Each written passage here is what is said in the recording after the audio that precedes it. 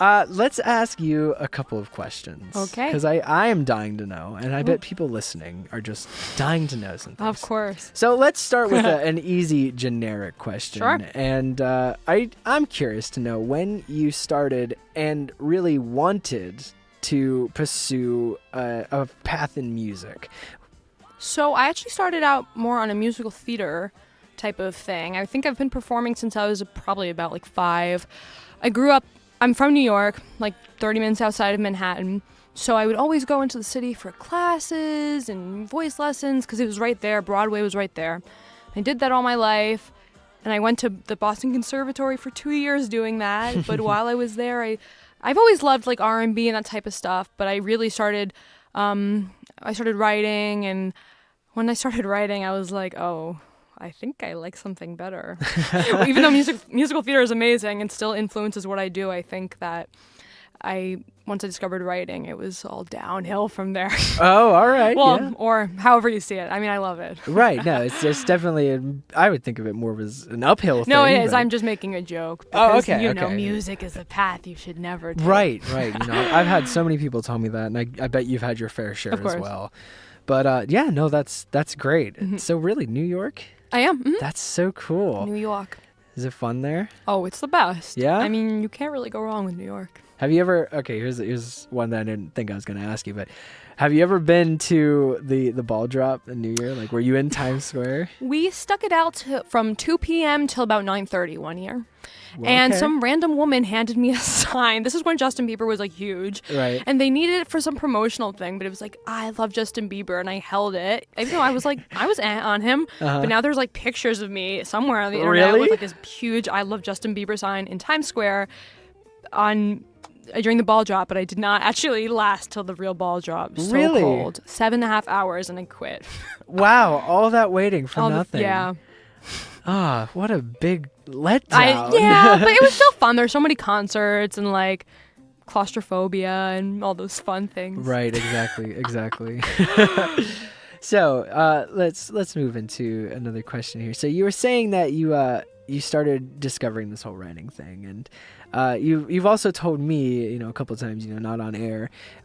We do know each other. We are friends. Yeah. We met in a conducting class. Oh, good times. And they were good times. Stressful, but definitely good times. But you've told me on multiple occasions how you really wanted to get into this whole like arranging your own sort of music when you started working with I forget his name. Oh yeah, you said. one of my main collaborators is Kevin Aguirre. He's from Colombia. He's an incredible musician, and you know, over the summer we started working together, and he would like, you know, produce, and we would like co-arrange. But I was really learning from him. But I think at this point, I've declared CWP, and I arrange every day. I've now gotten to the point where I love working with him regardless, but I can now do it on my own, and like I arrange my music, and it's so much fun for me, and it's really nice to have that control over my own music. And I used to, when I would write music, never even think about the arranging or the production, but now it's like, I'm like, if I leave a pause there and I don't sing, I can put like a cool like horn line later. Right. Like I never would have thought of that, but now I have that awareness and I love it. Yeah, that's awesome. That's really awesome.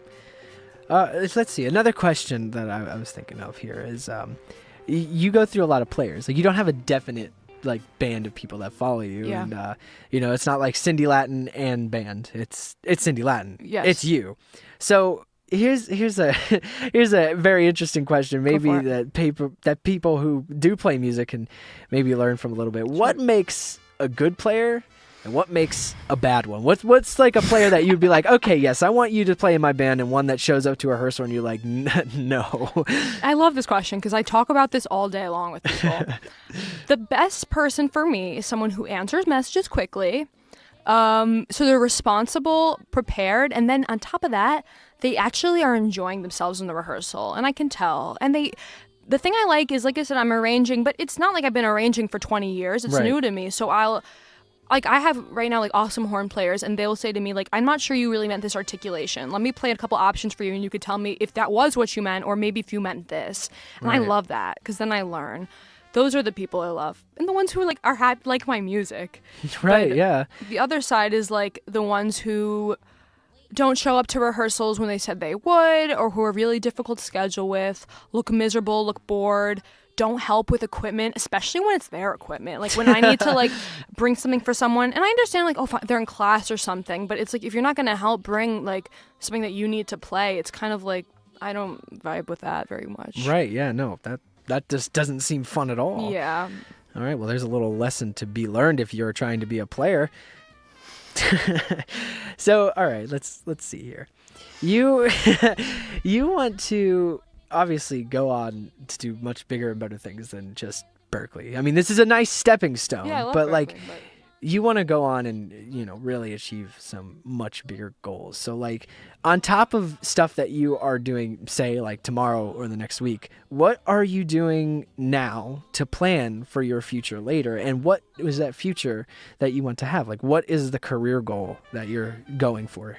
The thing about my career goal is like, well, it changes every day, but I've been really thinking about where I'd like to be after school, because part of me is like I should go somewhere I haven't lived before. It'll be a good challenge. But I feel like New York is such a place where, because I primarily want to be an artist and I'm going to be gigging and I'm going to be recording all the time. But like, I would love to arrange for a Broadway show. Like, I would love to do that. And like, I can't do that anywhere besides New York or London. But like, I want to be able to have these like opportunities that like most like R&B pop singers like don't do. Like right, how many R&B pop singers like would write for a big band or like or like arrange like this type of stuff. So or like produce for other artists. Like I really want to do that stuff. So what I do now is, of course, I gig all the time, I arrange all the time, I record all the time for myself. But artists I know, like I love to not only sing on other people's projects, but I've offered people like, if you need an arranger, if you need a producer, like reach out to me. I would love to like do it for you, because I want to just work with as many people as I can in the different contexts, in the different things that I do in music. I don't want to just be like a good vocalist or just a good songwriter. I love those things, but I want to be able to use my skill set in a wide range of ways. Right. Long-winded, right. But yeah. Well, it seems like you are well on your way to accomplishing all these goals by doing so much. You know, there are a lot of people, especially at this school, who say that they want to do great things and then they do nothing about it. So it's amazing to see that you're really going for it. You're already there, basically. I wouldn't say that, but I'm trying. From an outsider standpoint, I would say so. Thank you. But as a going away note before you go in to perform, yes, after a quick music break, don't worry, you'll have time. But I guess the last question I would ask is there anything that you'd want to promote? New music coming out, or Instagram, social media, anything? All of the above. Of course. Last week I just released a music video for my... So the music video is for a song called Flying Home, which was the first song I ever released. Awesome. But we did a music video of it recently, and it was a lot of fun to revisit that song. So check that out. And even more exciting is... on the 13th of February next week, I am releasing a single called Get Gone, which you guys will hear tonight. And this song has been a long time in the making, and I'm very excited. And just follow me on social media. I'm very big on Instagram. That's like, I use it a lot. Just at Cindy Latin. And yeah, I'm all over the web. So come find me and talk to me and bother me. I love it. All right. Awesome.